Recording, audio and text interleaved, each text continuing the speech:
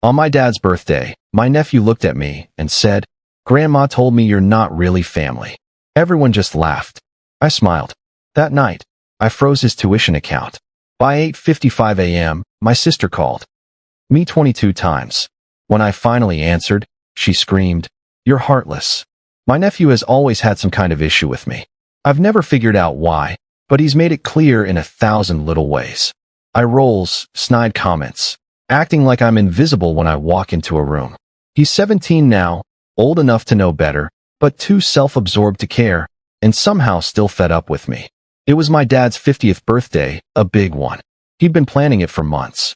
Backyard, tent rentals, a taco truck parked in the driveway, a playlist full of Springsteen and Queen, the usual suburban royalty treatment.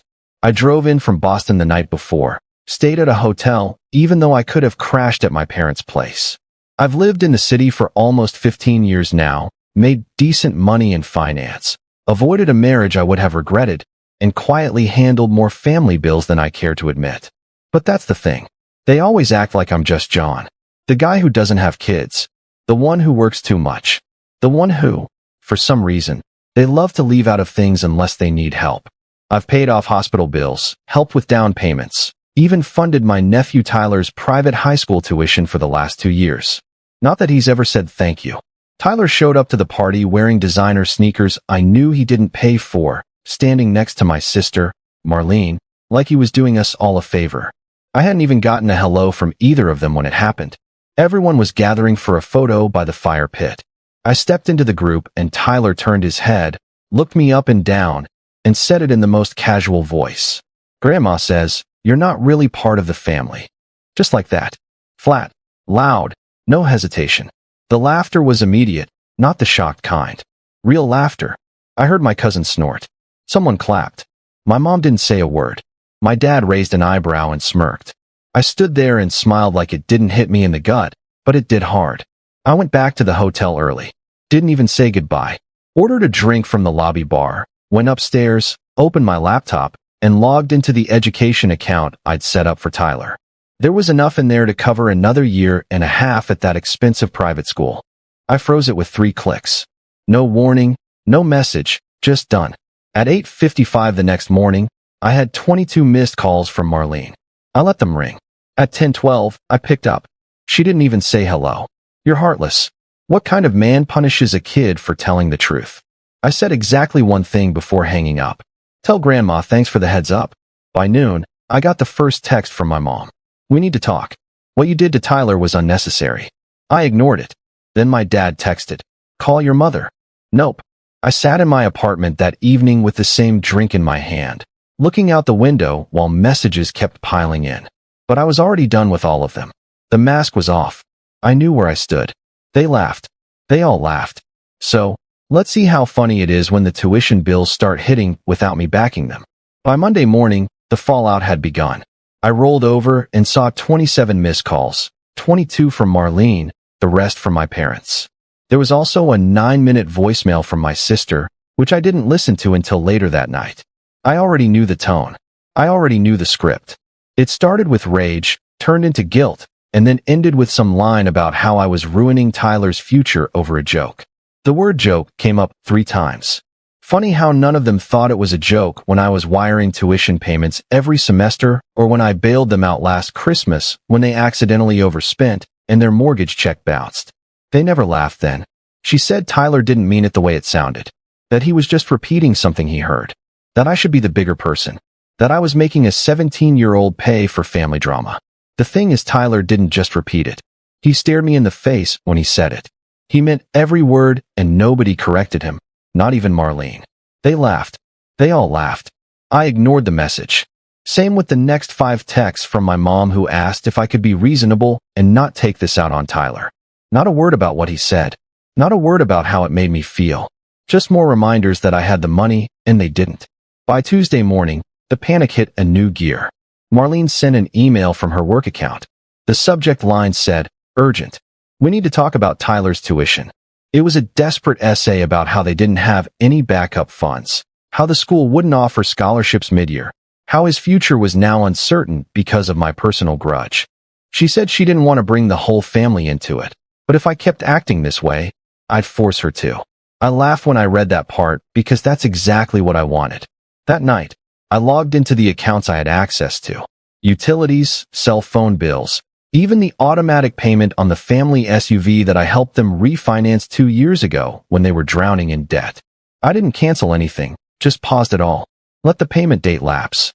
Let the system start sending overdue notices. Quiet little ripples.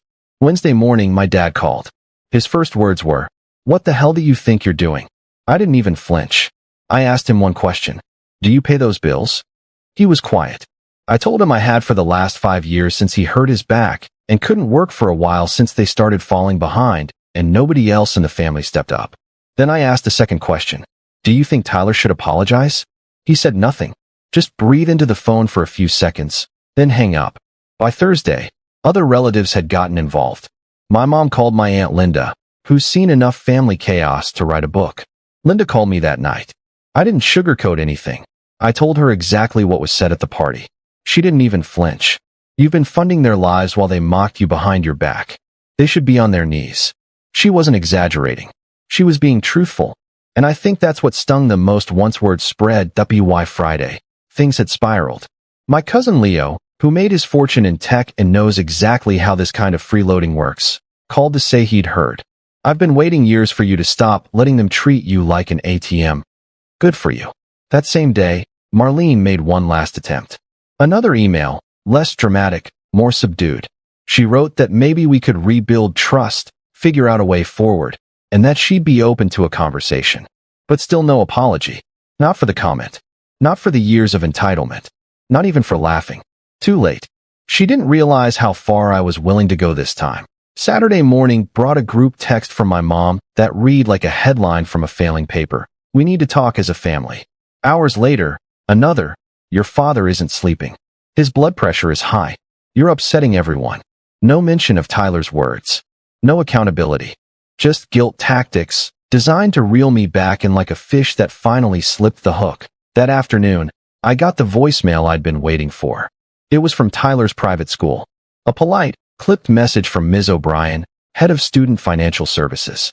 She said they were beginning the next billing cycle and needed to know if I'd continue paying for Tyler's tuition or if they should offer the spot to a waitlisted student. Something in her tone, gentle but certain, made it clear she'd seen this before. Families running out of money, not expecting the well to dry up. It probably happened more often than I thought, just not to people like Marlene. She was used to being rescued that I didn't call back. That evening, Marlene showed up at my building unannounced. It's secure, and she doesn't have my buzzer number, so she just stood outside the entrance and texted like we were in some normal spat. "Can we talk like adults? You're really going to ruin his life over something he heard from Grandma? You're punishing a kid because you're bitter." Bitter. That word stuck for a second.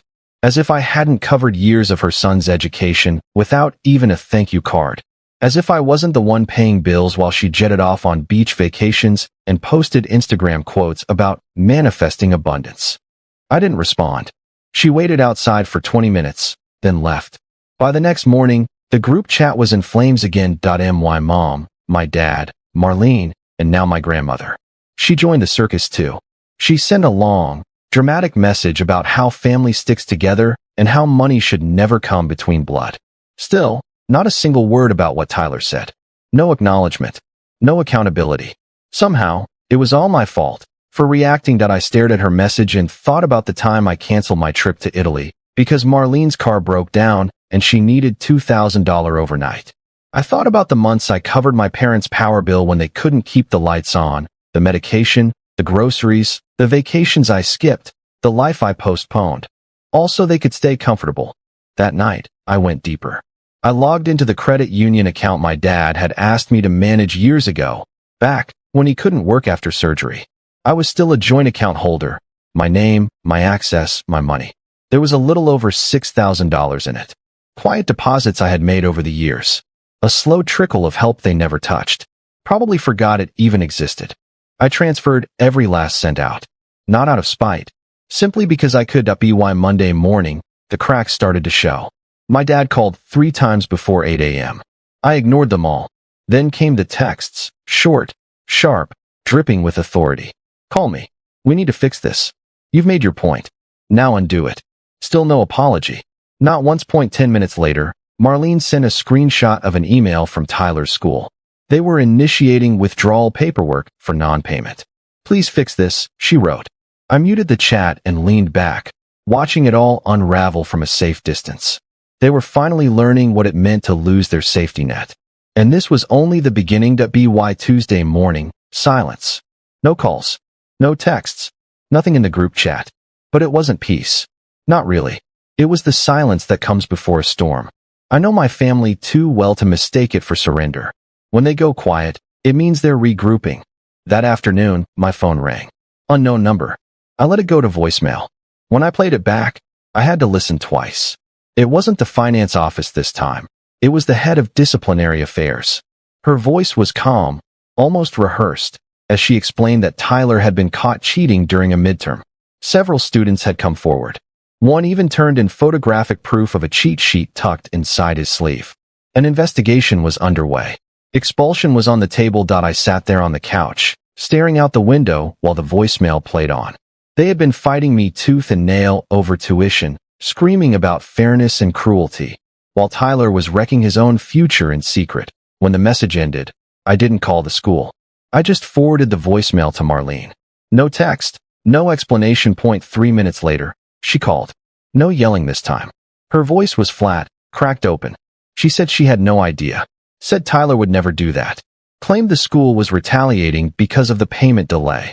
And then, as always, she blamed me. Marlene blamed the system, everyone but her son. I let her talk, then hung up. 5 minutes later, my mom called. You need to help him. This is his future. I asked, do you still think I'm not really part of this family? Silence. Then she hung up. That night, I checked my parents' accounts. Nothing paid. Electricity off, internet suspended, water overdue. I screenshotted the electric bill and sent it to my dad. The next day, Uncle Ray showed up at my door with a six-pack. We walked to a park. He said, they used you for years, and now they act like you broke something. Then he told me Grandpa had called him. He was rewriting the will. I'm leaving it all to John, the text read. House, cash, lake property. Not a dime to the rest. By Thursday, the family chat lit up again. Marlene begged. Mom backpedaled. Dad said Grandpa was making things difficult. Grandpa had told them directly, and now they were crawling back. Friday, Grandpa himself called. I told them you're getting everything. Then I told them they could cry about it in the dark. They said they'd change if I reconsidered. So I told them, get on your knees and beg him. He meant it. Soon after, Marlene sent a photo of Tyler, head in hands at a table. He's devastated. Please, John, can we start over? Then the group chat filled with guilt and half apologies. Grandpa joined in. You should have thought about family before you treated John like a servant. Now you want him back? Funny how that works. Mom's final message. We didn't mean to hurt you, but we can't lose everything over one misunderstanding. Grandpa shut it down. No, you can't lose everything. John already did. Respect, dignity, his place in this family. You just didn't notice. That night, Ray called. Grandpa had already started moving the estate paperwork. You know they'll try to act like none of this happened, right? I told them I wasn't worried. Begging always looks the same. And once you've seen someone laugh at your place in the family, you never unsee it. Marlene started posting old childhood photos of us on Facebook with captions like, family is forever. Cousins and friends chimed in, but I ignored it. The next day, my mom sent an email titled Olive Branch. It was a formal, rehearsed apology, clearly written with Marlene's help. She listed my sacrifices, called me the backbone of the family, and invited me to Sunday dinner. I didn't respond. Saturday, my dad left a voicemail. Less anger, more guilt. You're not perfect either. Maybe try being part of the family instead of holding it hostage. Sunday, they all gathered for dinner without me. I stayed home. Later, Ray texted that Grandpa skipped too. When they begged him, he told them, you treated John like an outsider. Now he owns the inside.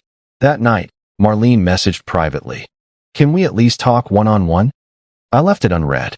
Because once someone shows you what you really mean to them, you can't unsee it. I wasn't angry anymore. Just done.